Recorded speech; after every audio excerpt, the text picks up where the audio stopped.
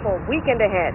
57 degrees in Oakland, 62 in San Jose, 59 degrees in downtown San Francisco.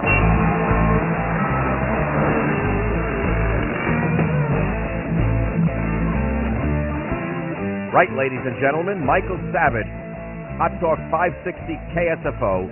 We're talking about what kind of world do you want to live in? What highway are we on? Do we want to be on this highway? Do we want to create a new highway? What did Plato say? This guy knew what was going on, but that was Greece. This is San Francisco. Is that the idea? To keep talking until finally we get it right? We're having the same conversations Plato and his friends had back in 400 BC.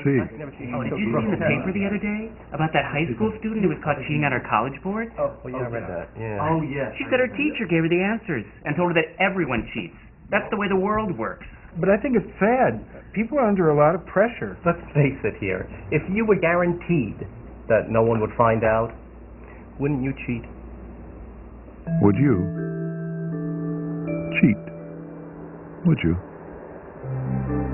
What if there was a world where nobody cheated and philosophers were the kings?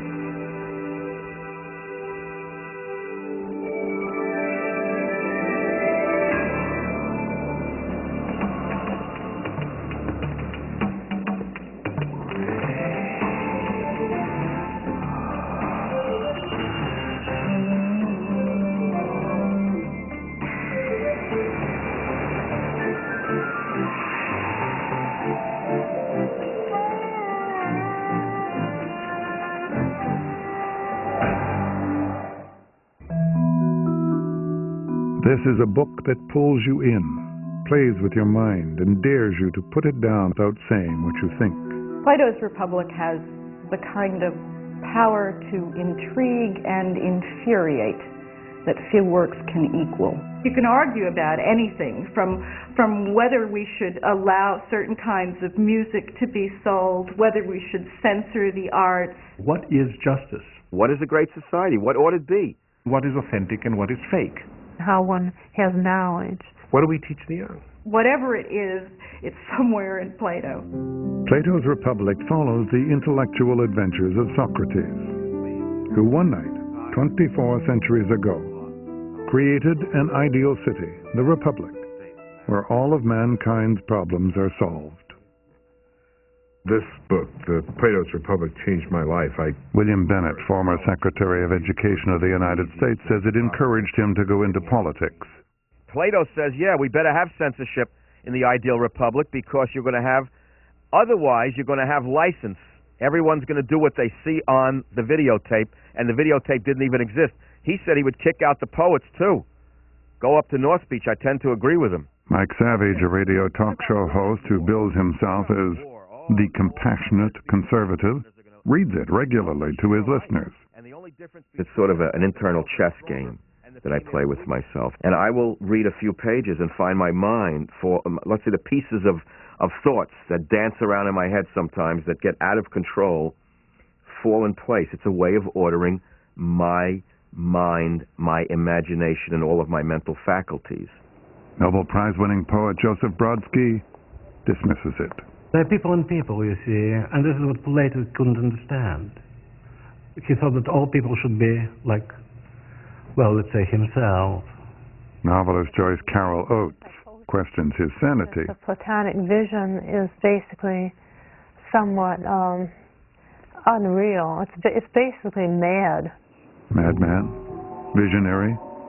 Plato has been hailed as the father of philosophy, the first feminist, a dangerously naive idealist, and a fascist. The fact is, we know very little about him or what he meant by his greatest book. It was indeed a kind of thought experiment to show the impossibility, precisely, of a perfectly just, perfectly communal, perfectly rational society. What the limits are, the limits that are rooted in our human nature. I think it's the deepest challenge against our way of life that there has ever been, and a deep challenge because it has a kind of great nobility and beauty to it. Plato was born in a place that worshipped beauty and knowledge, Athens, 428 years before the birth of Christ. The newly completed Parthenon towered over the city. one of the crowning achievements of the world's first democracy. This was the Golden Age, where the first plays were performed and the first histories of the world were written. A time when the Athenians produced art and ideas that we still marvel at.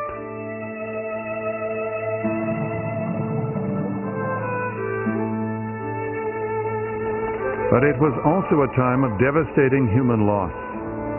For the first 23 years of Plato's life, the Peloponnesian War raged between Athens and its neighbor Sparta. Plato watched as the Athenian democracy was overthrown by aristocrats, then replaced by dictators before democracy seized control once again. The one constant through it all, in Plato's view, seemed to be corruption, brutality, and blind ambition. Still, he probably would have ended up in politics like the rest of his wealthy family if he hadn't met a sidewalk philosopher named Socrates. Socrates seems to have stood out in absolutely every possible way. He said that he was to Athens what a gadfly is to a large, lazy horse, and that the gods had sent him there to prick Athens and to irritate it and to make it think seriously about the kind of life that its citizens were leading. He was there to make people uncomfortable. Ever since this scum set up shop here, he's made me work twice as hard. So you say Simmias here is your enemy because he makes you work harder than you did before? Wasn't that enough to make any man your enemy? But an enemy is a man who does you evil, isn't he? Any fool knows that. And a friend is one who does you good. Any fool knows that too. But what a fool does not know is what is good and what is evil. Now, you make better vases and you work harder because of Simmias' competition. Do you not? To talk to Socrates was to be taken down the garden path, at the end of which one finds that, alas, you don't know what you're talking about. So it's fun to read the works. You sympathize with the person Socrates is questioning. And you have a sense that this poor person is being had, but you don't know exactly how it's being done. Socrates is the master of this. He can give you enough rope to hang yourself, and he always does. The master wrote nothing himself. We know him through writers like the general, Xenophon, and the comic poet Aristophanes, who lampoon Socrates as the proprietor of a thinking shop.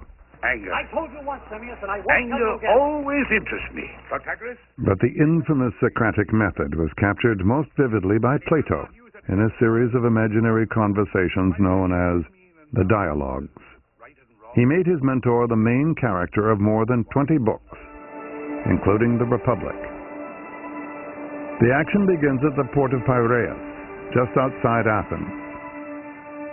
Socrates bumps into an old friend who invites him home to a party. It's there that he seizes the occasion to start a conversation that will last all night. Keithless, it's clear that you're a good and decent man, so if anybody knows what it means to be a good and just person, it's you. I have been able to proceed through life with a clear conscience. I haven't been tempted to cheat or deceive someone to survive. I pay my bills. Occasionally I give to a good cause. So, if I understand you, Keithless, to be a good person means to tell the truth and to pay your debt.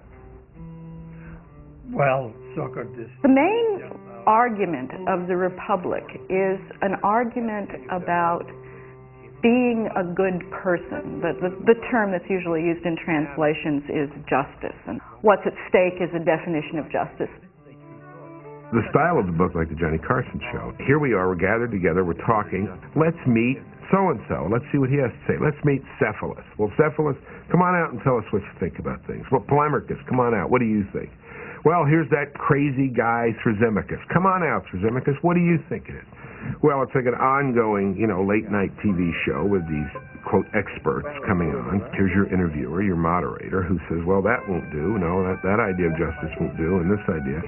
And the audience gets caught up in it. A man has lent you a weapon and now wants to have it back, but in the meanwhile, he believes his wife's having an affair with someone else, and he's desperate and actually wants to kill himself. Would it be right to give him what is